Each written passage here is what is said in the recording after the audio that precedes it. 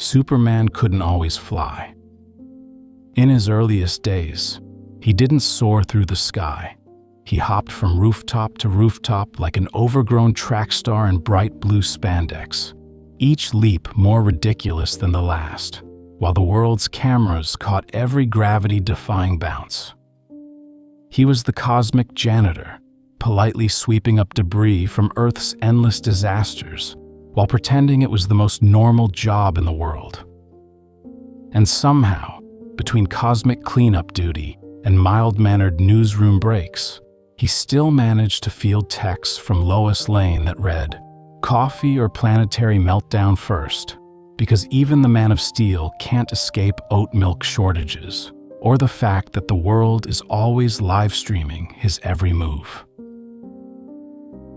Welcome to Sleepy Journeys, a gentle drift through the strangest corners of history's most famous lives, designed to soothe your mind and quietly blow it at the same time. I'm Jack, your mildly unhinged narrator for the evening, part storyteller, part cosmic gossip, entirely unqualified to give relationship advice or rescue kittens from trees.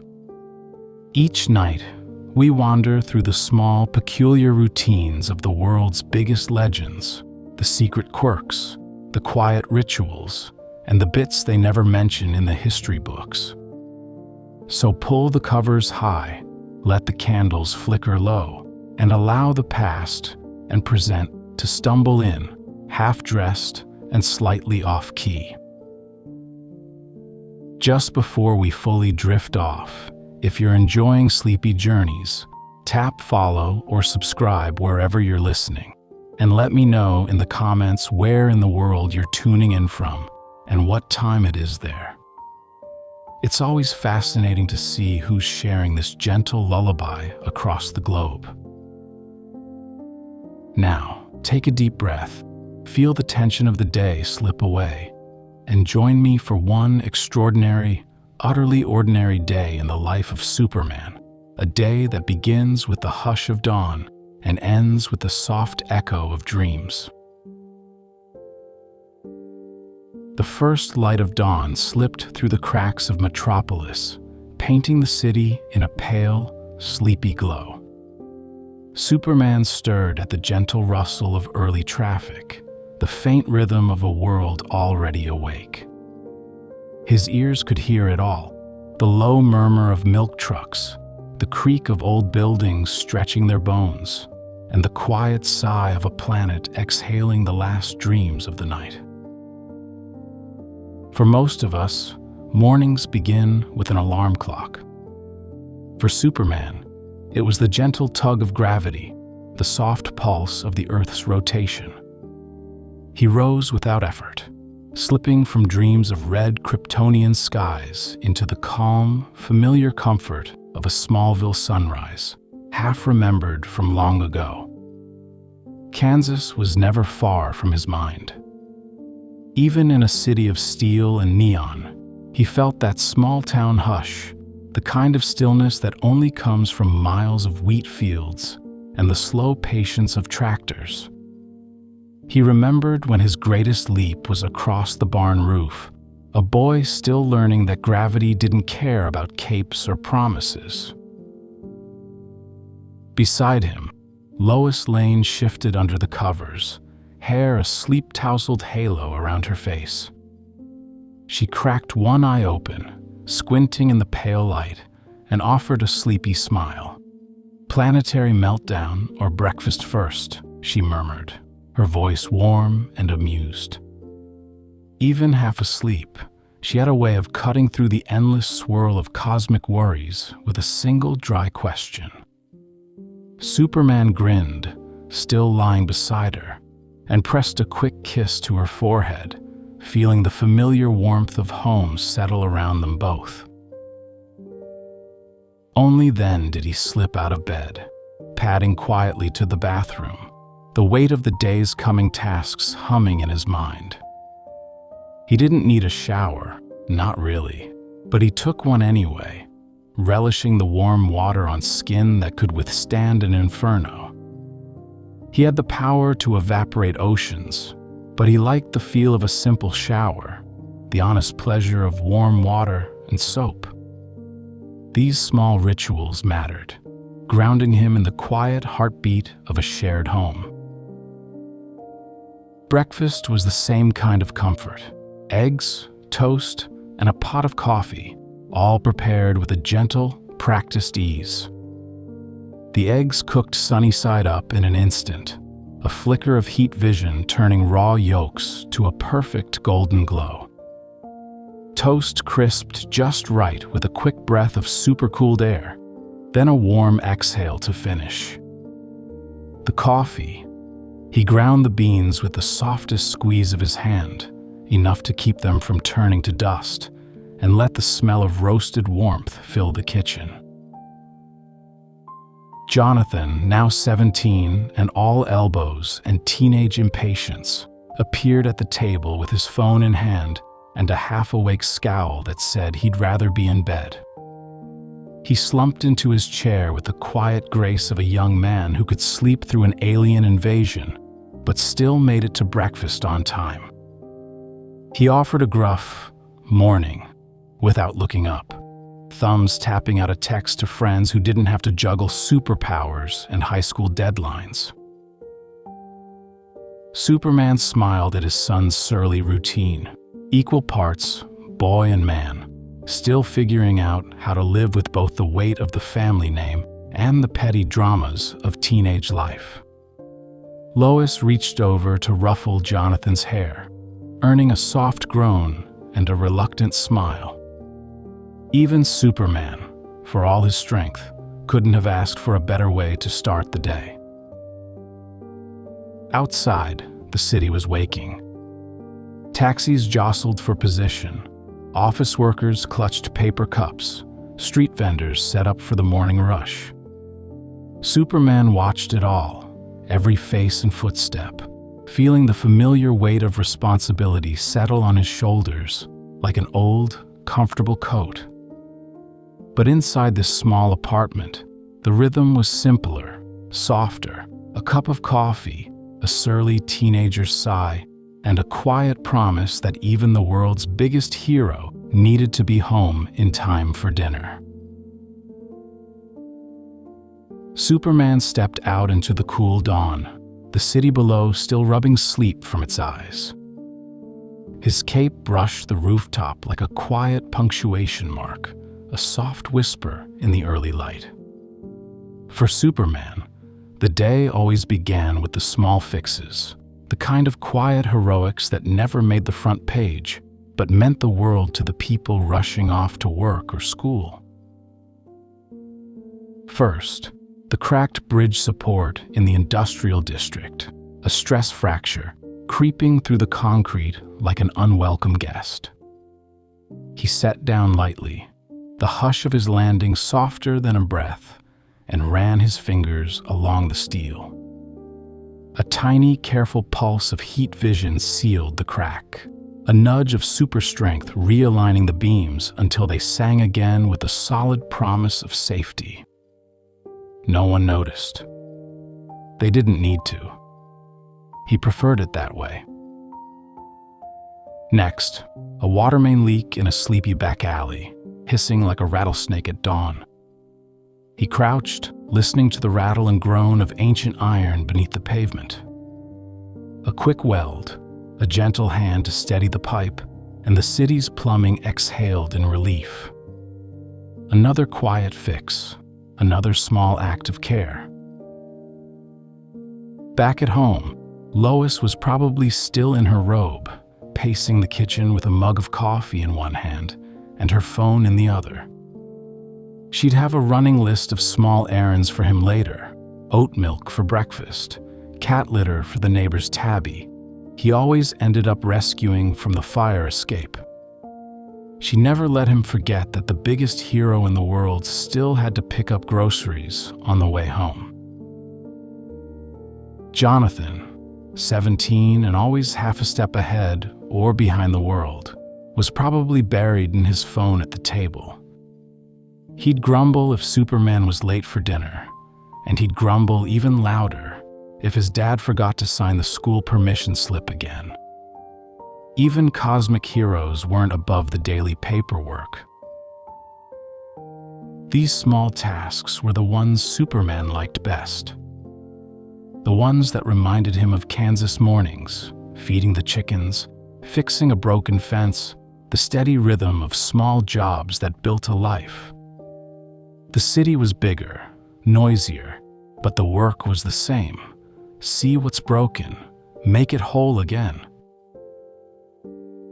As he moved from one quiet task to the next, he felt the sun climbing higher, the day finding its voice in 1,000 honking horns and rattling subway doors. He didn't know what the next hour would bring, cosmic threats or coffee runs, but he was ready, grounded by the soft weight of responsibility and the small, steady promise of home.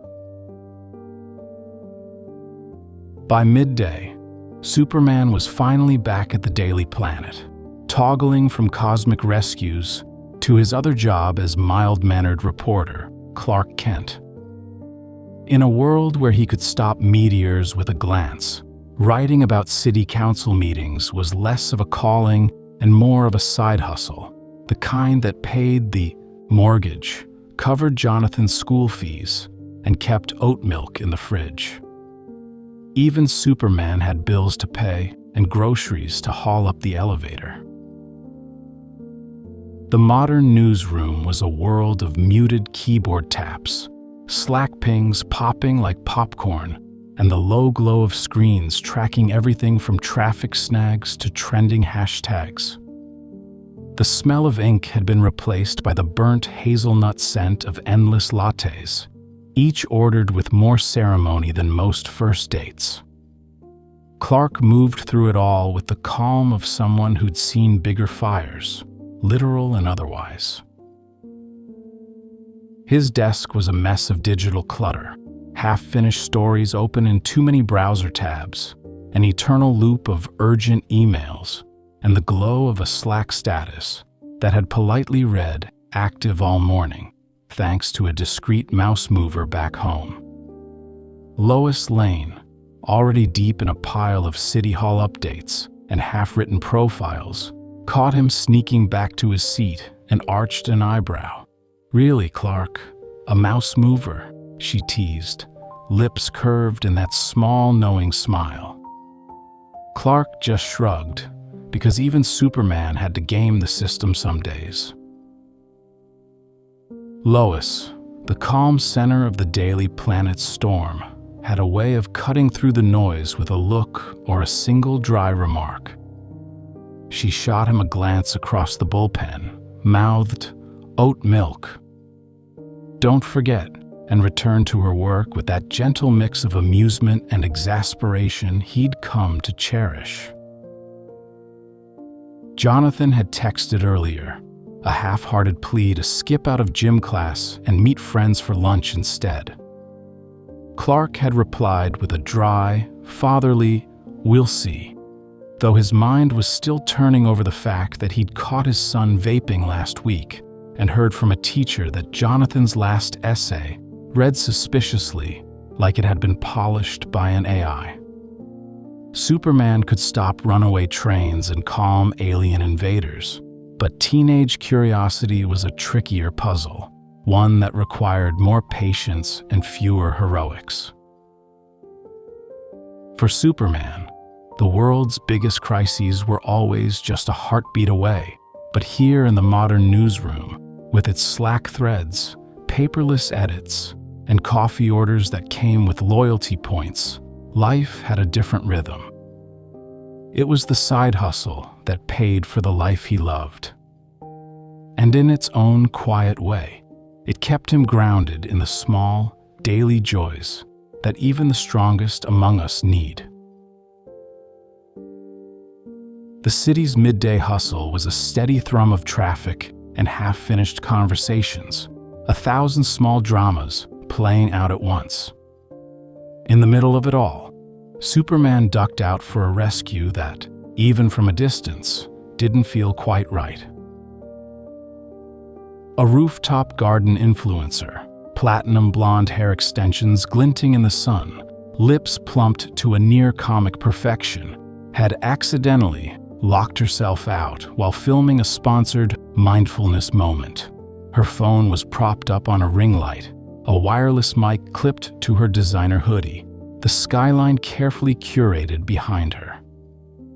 The look of mild distress she wore didn't reach her eyes. Instead, it was part of the performance, a brand-boosting performance that started the second she hit go live. Superman touched down on the edge of the rooftop, cape rippling in the brisk wind. She didn't flinch. In fact, she didn't even break her monologue. Her voice had that airy, sing-song lilt, every syllable pulled out like taffy, every sentence ending in a question. "And here he is, you guys," she squealed into the mic, lips parted in a pout of perfect faux surprise. The actual Man of Steel, like live and in color. This is like beyond manifestation. This is literal proof that cosmic vibes work. He took a moment, scanning the scene. The ring light glowed like a second sun, casting a harsh glow over the perfect angles of her face. A branded yoga mat lay carefully unrolled beside her, the logo conveniently placed for the camera. The door behind her was propped open just a crack, but the way she angled herself, just so, made it look like she was truly stranded. Superman could see the script in her eyes, the careful calculation that turned even a moment of fake peril into engagement metrics. "You planned this," he said, voice quiet and calm, the kind of calm that didn't waver even when the world was spinning. She gave him a breathy giggle, her plumped lips curving in a smile that was all performance. "No. Totally not planned," she cooed, her voice slipping into that influencer hush, the faux vulnerability that always came with a product link. "I mean, I knew you'd come, obviously, but I was just so stuck, you know, like stuck in a moment. It's all about how you frame it." Superman raised an eyebrow, his gaze flicking to the camera still rolling. He could hear the city's real emergencies pulsing just beyond this rooftop, a subway line snarled by an electrical fire, a cyclist pinned by a delivery truck, a child's wail for a missing pet in an alley. And yet, here he was, playing co-star in a moment that was never meant to be real. The influencer twisted a platinum curl around her finger, batting those impossibly long lashes. "So, could we maybe do a collab after?" she asked, voice dropping to that practiced hush. "My followers would literally die for a reel about, cosmic balance and divine masculine energy. You're such a vibe." He said nothing for a moment, just let the hum of her words evaporate in the tired breath of the city around them.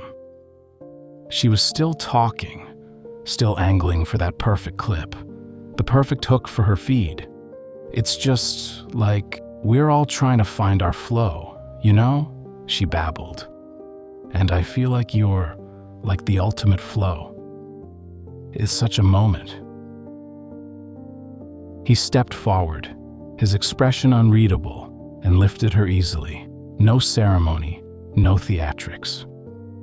She squealed, a sound that was equal parts delight and performance, and he set her down on the fire escape as if she weighed no more than her phone. She immediately adjusted her hair, her lips, her angle, always camera ready, even in the aftermath of a rescue. "Oh my gosh, you guys," she gushed into the mic, her voice already sweetened back into that sing-song lilt. "He's even more iconic up close. Like, the jawline, the cape, I'm obsessed. And he was so gentle, such a king." She paused, flashing a peace sign. "Anyway, don't forget to like and subscribe for more realness." Gratitude is everything. Superman watched her for a long, quiet moment. He wondered, not for the first time, how much of modern life was just this: carefully staged panic, curated vulnerability, and the endless, echoing hunger for attention. He didn't resent her for it, but he couldn't help feeling the small, cold ache of something lost in the noise. He glanced at the city below, the real work waiting for him, the quiet tragedies and tiny victories that never made it to a live stream. The influencer turned back to her phone, the glow of the ring light bouncing off the carefully sharpened angles of her face. To her, it was all just content. To him, it was another moment to step away from, another stage to leave behind.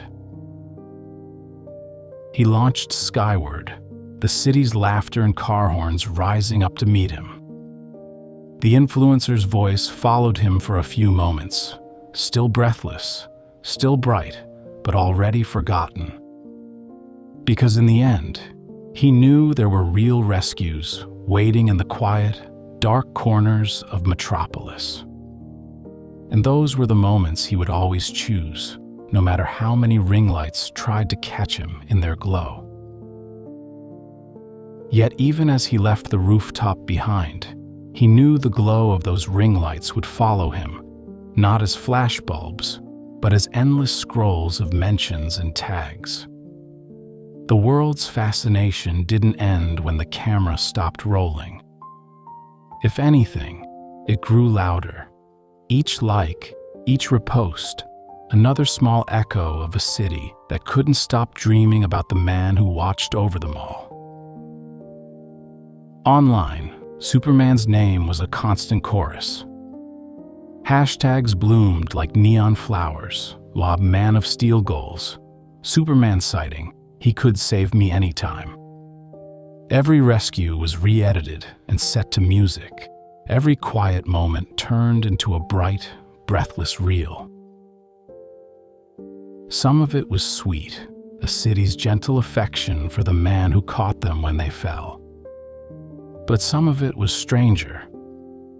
The DMs were full of half-joking confessions and marry me memes, the kind of eager messages that blurred the line between playful and something more possessive.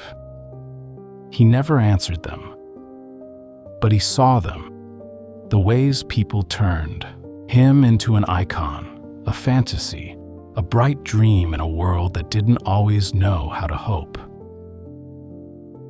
Then there were the deepfakes. Grainy videos that showed him doing things he'd never done, saying words that never left his mouth. Some of them were harmless, almost sweet, illusions of him cooking breakfast in a cozy kitchen, of him dancing in moonlight. But others were darker, twisted into private fantasies he could never fulfill. He let them pass, never dignifying them with more than a glance. Because he knew that wasn't him, just another projection in a world that loved to watch. Lois watched too, in her own way. She'd scroll through the tags with a faint, wry smile, the kind that said she saw the harmless dream behind the hashtags and the faint echo of loneliness in each breathless post. "You're trending again," she'd say, dry amusement in her voice. "Someone made a whole slideshow about your cape, believe it or not." He'd just smile, half embarrassed, half amused. "They're just having fun, I suppose." Lois would lean over, fingers brushing the back of his hand. "Let them have their fun," she'd say softly. "Just remember, they're in love with the idea of you. I'm in love with the man who always forgets the oat milk." And in that quiet moment, the brush of her hand, the warmth in her eyes, he found the calm at the heart of all the noise. Back in Metropolis, he dropped from the sky like a falling star, landing with the softest thud on the roof of the Daily Planet. Inside, life buzzed on without pause, Slack channels pinging, editors barking over video calls, the city's small dramas playing out one notification at a time. He ducked into the kitchen, grateful for the familiar clatter of mugs and the quiet hum of the espresso machine. Lois was there, phone in hand, half listening to a city council meeting on speaker. She glanced up, one eyebrow lifted, and he knew she'd already seen the influencer's live stream. "You're trending again," she said, her voice dry. "Do I need to send you a brand deal proposal, or can I just put the oat milk on the grocery list?" Clark just smiled, a small huff of amusement slipping out. "Let's stick with the oat milk," he said, pouring himself a cup of coffee with a precision that had nothing to do with superpowers.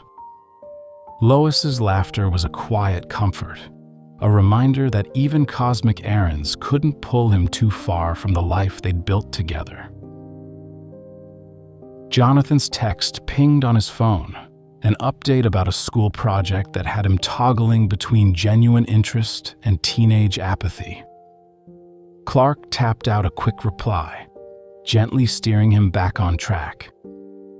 There were bigger problems in the world, of course. Alien threats, political squabbles, cosmic storms brewing in the dark. But today, the biggest crisis he faced was making sure Jonathan got his essay done and Lois had enough oat milk for breakfast. Outside the window, Metropolis shimmered in the afternoon haze, the city's pulse as steady as his own. Superman took a sip of coffee, feeling the small weight of the cup in his hand, and let the quiet moments of the day settle around him like an old, familiar cloak. Even in the middle of the world's endless noise, there was something profoundly human in the pause, a breath held just long enough to remember why it was all worth saving.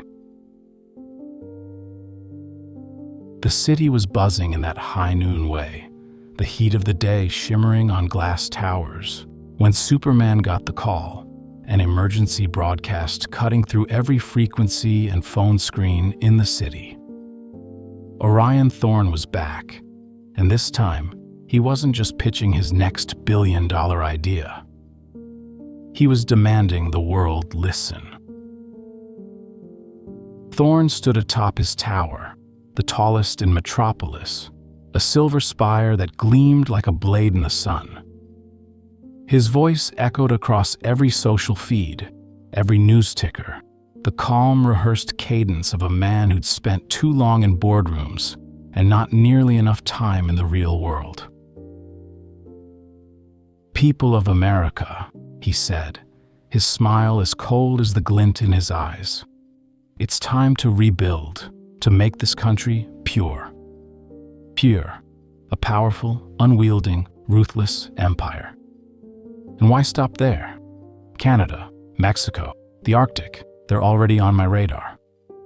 I have the satellites, the power, and the vision to bring them all into the fold."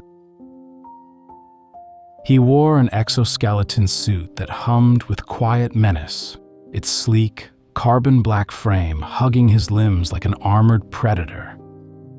It gave him the kind of power he'd always imagined himself having, the ability to leap buildings, crush steel in his hands, make the world tremble at his word. His hair was sculpted to precision, his eyes calm, and his smile faintly bored, like this conquest was just another item on his to-do list. Superman landed softly on the edge of the tower, his cape snapping in the brisk wind that swept across the rooftop. Above them, the sky was a clear, cloudless blue, satellites winking in the bright light, not close, but always watching. The city stretched out below, humming with the small, stubborn heartbeat of human life. "Orion," Superman said, his voice steady, "you're not saving anyone. You're just rewriting history to suit yourself." Thorne turned, his smile growing wider. "Superman," he said, his voice smooth and practiced. "You of all people should understand. The future belongs to those with the will to shape it. I have the satellites. I have the power. And I will make this world mine." He lunged, the exoskeleton whirring to life with a low metallic growl. In a breath, he was airborne, fists cracking like thunder against Superman's upraised arms. The battle spilled across the rooftop, a clash of strength and raw ambition. Thorne's suit amplified every movement, every blow landing with enough force to rattle the steel bones of the tower. But Superman had seen this before, men who believed they were more than they were, who thought technology could fill the gaps where character should be. He watched the way the suit moved, the flicker of power along its joints, the single, exposed core at the base of Thorne's spine. He ducked under a hammering blow, letting Thorne's own weight carry him forward, and with a flicker of heat vision, he severed the conduit that fed the suit's strength. The exoskeleton stuttered, power flickering like a dying star. Thorne's eyes went wide, fury giving way to panic. "No," he gasped, voice tight.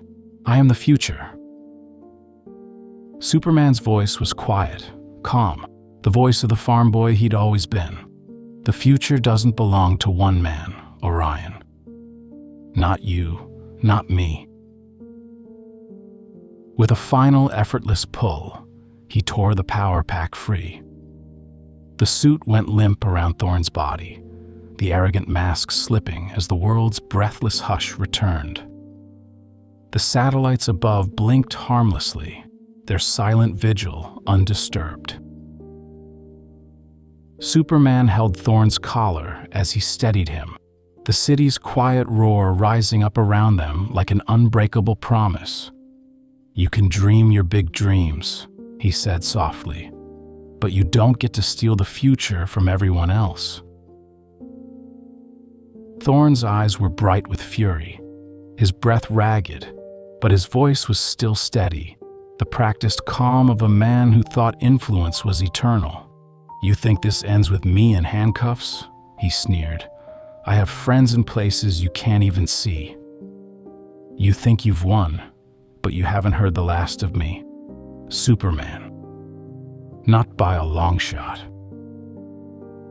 Superman said nothing. He just looked at Thorne for a moment, at the smooth, empty promises and the quiet, simmering threat, and then handed him over to the waiting authorities with a calm, final nod. Because he knew the world was always full of men like Orion Thorne, men who believed money and power could bend the future to their will. And he knew that for every arrogant voice, there were 1,000 others who would stand up, quietly, to say no. The city's pulse had settled by the time Superman drifted back to street level, the late afternoon light painting the rooftops in honey gold. The tension of the day, the crackling roar of combat, the echo of Orion Thorne's threats, fell away like an old coat shrugged from his shoulders. Metropolis was still alive and bustling, but it felt softer now, as if the whole city had let out a breath it didn't know it was holding. He paused at the corner bodega, slipping in to pick up oat milk and a loaf of bread. The clerk, half distracted by a soccer game playing on a flickering screen, didn't even look up when Superman set the carton on the counter. Just another man buying groceries. And that was how he liked it. Back home, the apartment was filled with the gentle noise of evening, the soft clink of dishes, the low hum of Lois's voice on a video call, Jonathan's laughter spilling out from his room in bursts that made the walls feel warmer. Superman paused at the threshold for a moment, listening. This was the sound of a life he'd built, one he'd chosen every day, the small, human rhythm that made the cosmic noise of the world feel quiet by comparison. He stepped into the kitchen, setting the milk and bread down with a small flourish. Lois glanced over from her laptop, one eyebrow raised. "You remembered the oat milk," she said, wry amusement in her voice. "World crises come and go," he said lightly, "but breakfast waits for no man." Jonathan wandered in, a half grumble in his voice that only a teenager could manage. "You missed dinner," he said, not looking up from his phone. "Mom said you'd probably bring takeout to make up for it." Superman offered a faint smile. "No takeout tonight," he said. "But tomorrow, maybe." Jonathan snorted. The edge of his teenage exasperation softened by the comfort of familiarity. "Sure, Dad." The city outside still buzzed, sirens in the distance, the quiet echo of life carrying on. But in here, the night was soft and slow.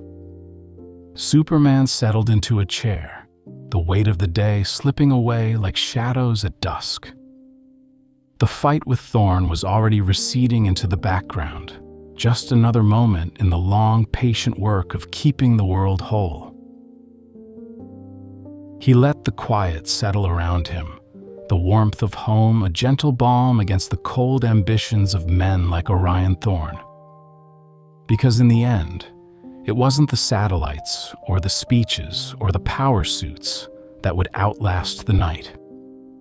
It was the small things, oat milk in the fridge, a teenager's half smile, the soft, steady promise of another day to come.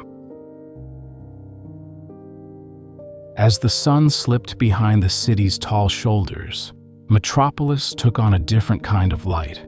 The soft glow of street lamps, the brief flicker of neon signs, the hush of headlights threading through the dusk. Superman watched it all from the apartment window, the city's heartbeat slower now, but no less alive. Lois was finishing up her notes for a story, her fingers tapping softly on the keys. Jonathan had retreated to his room, the door cracked open just enough to let the hum of music spill out in a low, rhythmic thump. For a moment, it felt like the world had finally exhaled, like everything might stay still long enough to rest. But it never did. A flicker on the horizon caught Superman's eye, a cargo freighter listing dangerously off the coast, its navigation lights stuttering like a dying star. He didn't sigh, didn't even pause. He just leaned in to press a quick kiss to Lois's temple. "Back soon," he murmured, the words soft enough to be a promise. She didn't look up. She just reached for his hand, squeezed it once, and let him go.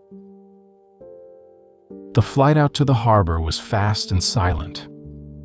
The ship was a hulking shadow on the water, its engines groaning in protest as the waves battered it sideways. Superman dipped low, the salty air stinging his face, and with a quiet strength that no machine could match, he braced the freighter's hull in his arms.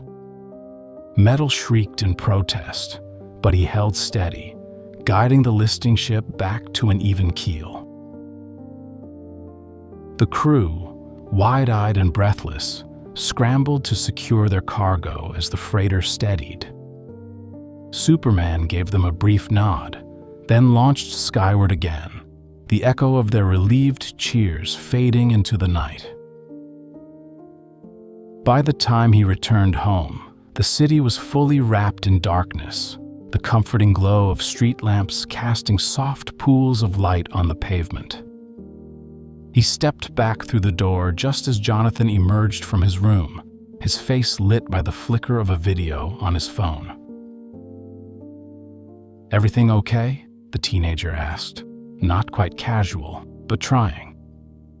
Superman nodded, his smile tired but real. Ship was listing off the coast. "All fine now."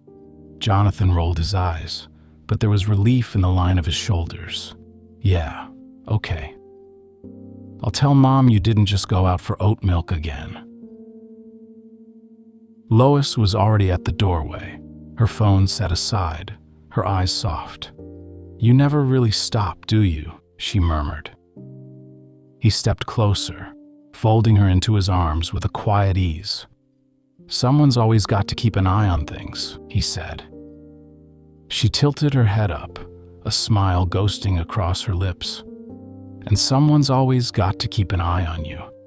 He kissed her forehead, feeling the weight of the day slip away in that small, familiar touch. Outside, the city buzzed on, but here, in the warmth of their small apartment, the night finally felt like it belonged to them. The night settled fully around them, a soft hush that seemed to stretch from the glow of the apartment window to the farthest, starlit reaches of the sky. Superman let his eyes drift closed for a moment, breathing in the gentle rhythm of the city he loved. Somewhere, far above, the satellites still blinked, Orion Thorne's failed empire reduced to drifting relics in the endless dark. But here, in the small kitchen filled with the scent of oat milk and warm bread, the world felt quiet, soft, whole. He let his thoughts wander to Kansas fields under a summer sun, to the shy smile of a girl in the newsroom who would one day become his anchor, to the quiet laughter of a boy who didn't know he was already stronger than any villain who'd ever tried to take the world apart. The city would always need saving. There would always be another crisis, another rooftop showdown, another petty tyrant with a new scheme to sell. But for tonight, Superman let the burdens of the day slip away, trading them for the soft press of Lois's hand in his, the warm thrum of family and home. He thought, for a moment, about how it had all started, not in flight but in those early leaps across rooftops, the world still testing what it wanted him to be. He remembered the scrape of concrete under his boots, the rush of wind in his ears, as he learned the limits of what he could do. Back then, he was just a man who could jump farther than any human dared. The flying would come later, a gift the world gave him when it decided it wanted to see him soar. Because in the end, that was the real strength, not the power to lift continents, but the quiet certainty that even the mightiest hero is made whole by the simplest things. A warm light in a window, a family's laughter, and the promise of another sunrise tomorrow.